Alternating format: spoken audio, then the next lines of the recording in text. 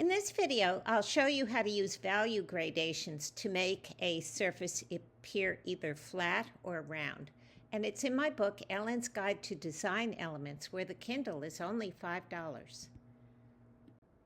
Gradation helps make areas like water or a tabletop look horizontal. This lake reflects the background without any value or color gradient from the foreground to the background. If we just looked at the lake without the boats, we could interpret this as a vertical plane, which isn't good for a realistic painting. So although the lake may look that way to the painter, he should really put a gradient in, usually from dark nearby to light in the distance in accordance with atmospheric perspective.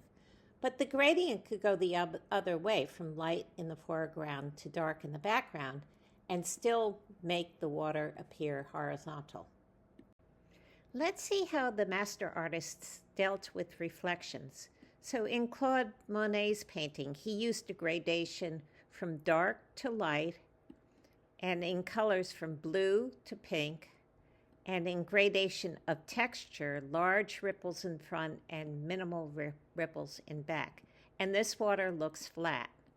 Now for Sisley's painting, he uses a gradation that goes diagonally from pinkish, lightish pink to a darker blue. And when you have these vertical reflections, I think you need a little more than that to make the water look flat. And a good way to do that is to show the large ripples going over the reflection, particularly in the front. Now let's compare value gradations in the sky and on land, and these are all the possibilities. One is with atmospheric perspective, the value is dark in the foreground, gets light in the distance, and the sky is dark above and gets light toward the horizon. And as a result, the horizon is difficult to see.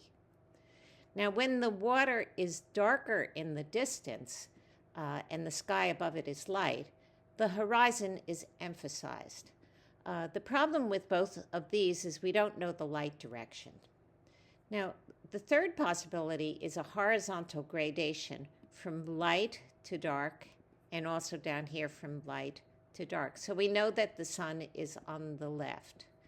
And then the final possibility is the reciprocal gradation, where it's dark to light in the sky, but the opposite, light on land going to dark over here.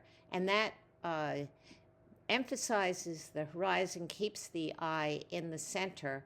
But the problem is it suggests different lighting. So for the sky, for it to be light over here, we think the sun is going to be over here.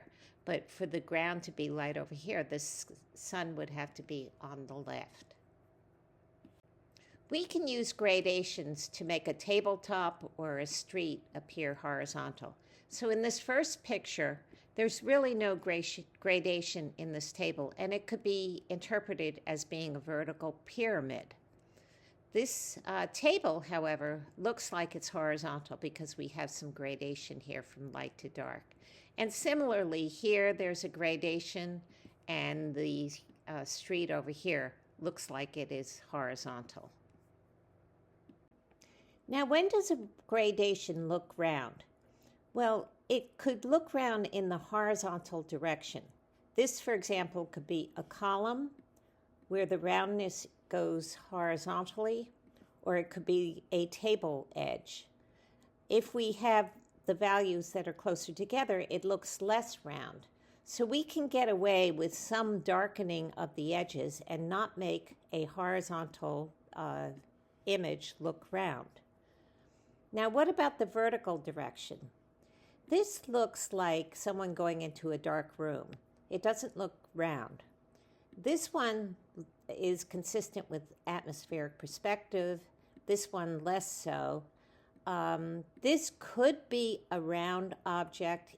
For example, a log that is lying horizontally will have a roundness that is vertical. And if you put the values very close together, then it can look round. Let's look at these walls and see whether the gradations make them look round. In this first one, There may be a slight bulging effect here, but for the most part, this wall looks straight, even though it goes from 80% black down to 0% black. And that's because it doesn't line up with the bricks, and there's no clear distinction between light and dark. When a wall looks round, it needs a terminator, which is an area that separates the dark area from the light area.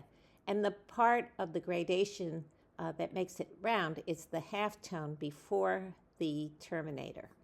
For this round wall, the terminator is right here, and this is the gradation, the halftones, making it look round.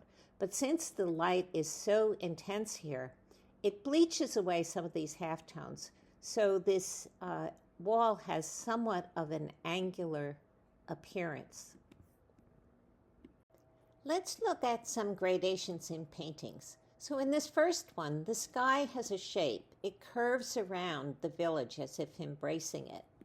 And the greatest value contrast is in the middle, emphasizing the focus. This ground, however, has no consistent value gradation, so it could be interpreted as a vertical plane. And so if you wanted this to look flat, it should have a value gradation. Now let's look at the second one. The abrupt gradation in the water values right here, from this very dark to a much lighter value up here, makes it look as if the water is turning down. And we would want to avoid that in a realistic painting. And how would we avoid it? By having this gradation continue down the water without any specific line where it stops. Now, this dark line in the sky could look like a flat ceiling. But even if you thought that it was curved, that would be fine because that would give the sky a shape. But water can't look curved.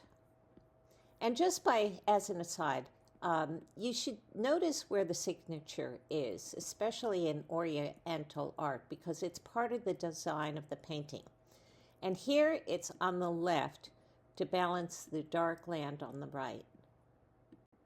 Check out my book on Amazon, and please remember to subscribe.